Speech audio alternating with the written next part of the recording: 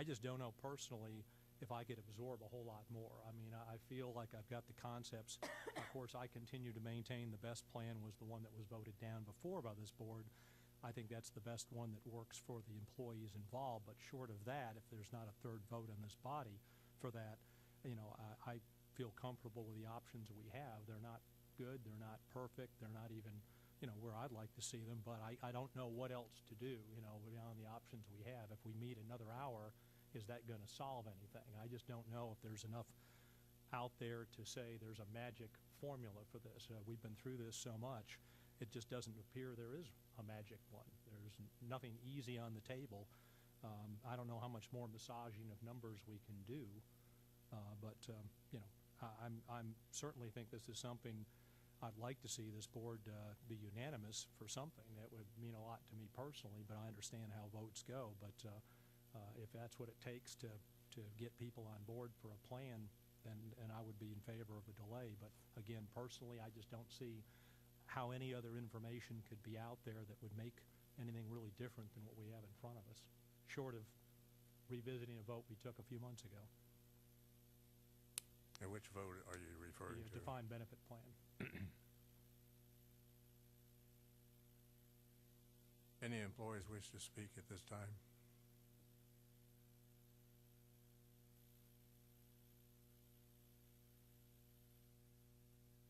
Mayor, I know that we've gone round and round and round with this.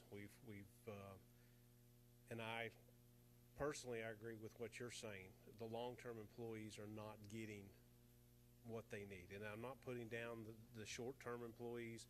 I just believe, as a long-term employee, I believe that, you know, we're not getting what we truly need to retire, and I know we want to put it to bed. I've said that many times myself. You know, I wish we could find make everybody happy, but you know, I don't know how much money is out there that can be reallocated or moved around or changed, but you know, I do. As far as, I mean, I've seen all the scenarios and I've been to every meeting.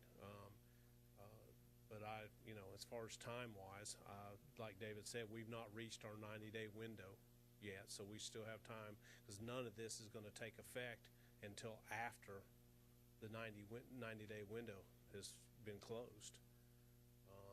And so, you know, I appreciate all of you all for looking at this and listening to us and going through this. I definitely don't want to hurry it, but you know, I think that the long-term employees need to be looked at a little bit more for compensation, because we can't. Well, I mean, we can catch up some with some more, you know, with what there is, but I don't think it's going to be enough. Thank you. Thanks. Anybody else? Chris Brown with Public Works, and you know, I do appreciate everything that you're doing, try to put some kind of rest of this issue. I do wish that we wouldn't hurry through it. I mean, I had emailed, I think, all of you a couple of weeks ago. You know, even in my case, being here 10 years, I'm still left at age 65 with 9.5 to 10 zeros on my Social Security to be, as far as what my Social Security payout will be. You know, in my case, I guess I'm kind of in the middle. A lot of the guys I work with, I mean, this affects a lot of families, and you know, I do believe it's something that, like we've all said, I mean, it's not anything that you've done. I mean, you've got it in your lap, you know, so to speak, trying to fix it.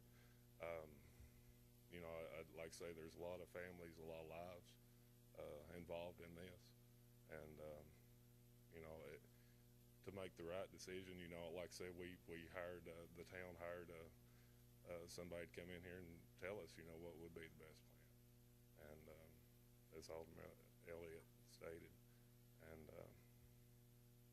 you know, I like I say, I just wish that we wouldn't rush through it just to get it done and to get it over with. Thank you.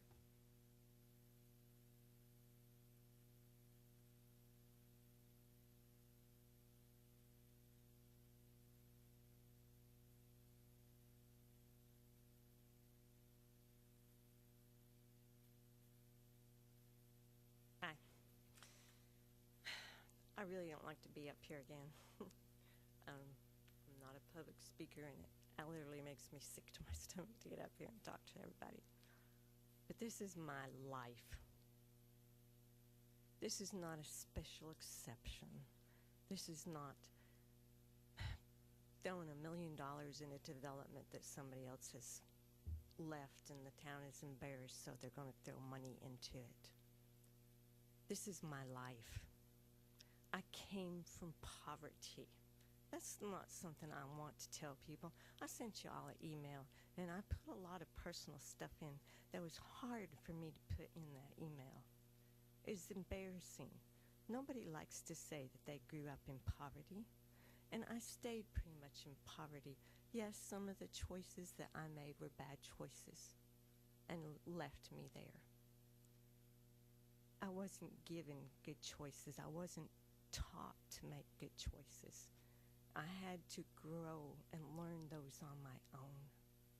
When I came here to work over 22 years ago, I was told that this was a great place to work.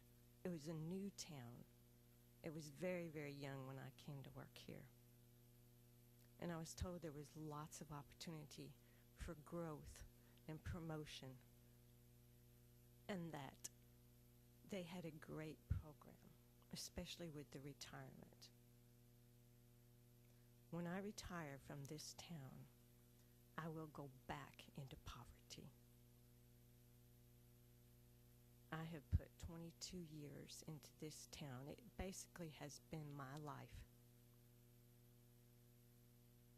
Why is this town the business friendliest of East Tennessee? It's because of the employees and the time and effort that we have put into making this town. This town is small and it's young. And look what the employees that have been here for a long time have done for this town. And you're going to put me out there back into poverty where I started from? I'm sorry. I'm angry. I'm hurt. I put 110% into this town. When I retire, what do I get? Oh, we're going to give you back 8%. Sorry. And I am sorry to be angry and emotional, but this is my life. I'm sorry, people. It's my life that you're playing with and talking about.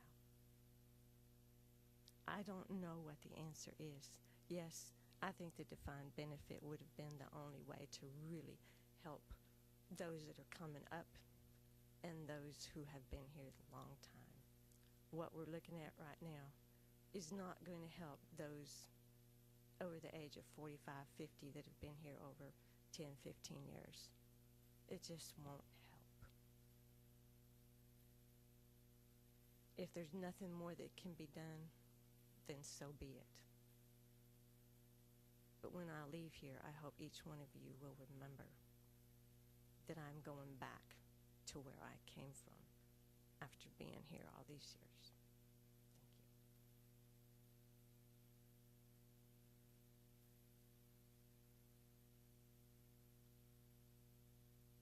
Madam Recorder, what's the date of our next meeting in December? For the 8th, I believe.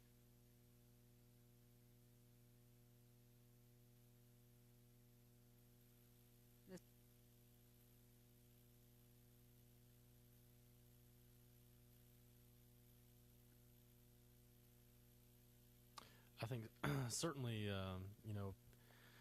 getting some of the board's feedback tonight, if you want to look at an age factor and things like that, we can certainly try to come up with a couple of other scenarios for you to review and look at.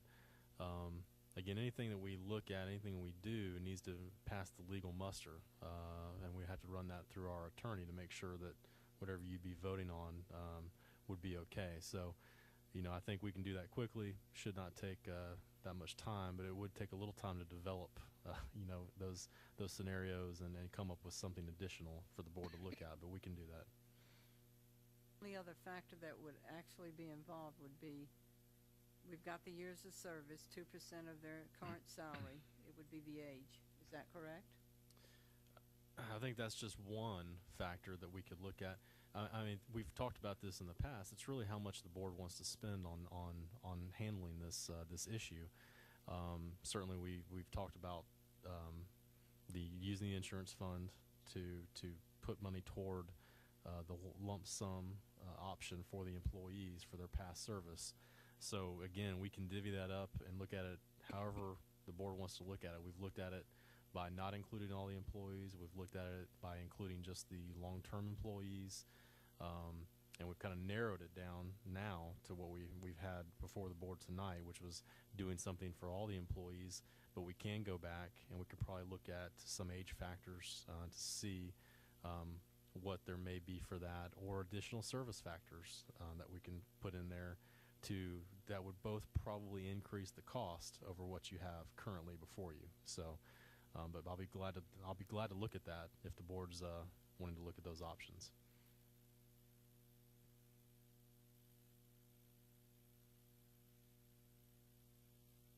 Every time I open my mouth on this issue, I feel like I'm the biggest Scrooge in the world. But you know, what people want to have happen, we do not have the resources to do. I mean, I'll just for conversation, I'll draw your attention to option 2.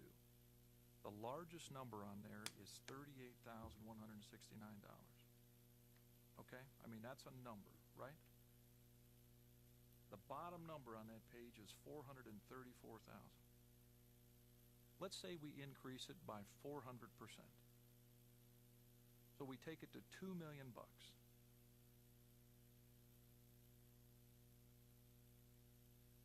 So take 5 times 38,000. You're still under 200,000. Nobody in this room can retire on 200,000. So you know, I mean, this is a hole that is so huge, and everything everybody has said is truthful. What you said is there's no arguing what you said. I've agreed with it every time you get up to speak. We just don't have the money to fix the problem. It doesn't exist. You know, and everybody talks about defined benefits. If you've read the paper in the last 2 months, the last 2 weeks, every defined benefit program around is underfunded substantially. Knox County is in serious trouble with what they've done for the sheriff deputies. They've got a mess. I mean, it all sounds great, it all sounds grand, but I'm telling you, it is not. There isn't a silver bullet. Everybody keeps looking for it. There isn't. It's not going to happen. We can't turn back time. Maybe we take $400,000, go down and buy lottery tickets and say a prayer and hope we're going to hit the lottery. You might have enough money then. Let's take the whole annual budget. Take the whole annual budget, put it this problem. You'll get the biggest number if you divide it the same as option 2, up to about $500,000. Now, $500,000 sounds like a big number, doesn't it? I'm telling you, nobody can retire on $500,000. Not with the situations we have here. If that's all they have, $500,000 isn't going to go very far. That's the biggest number. The solution that it doesn't exist. It does not exist. And I will take exception respectfully. We have spent. I couldn't even guess a number how many hours we spent on this, not just in this meeting but in other meetings. Conversations one-on-one with David. I mean, this has gone on forever. The money is not there. The solution is not there.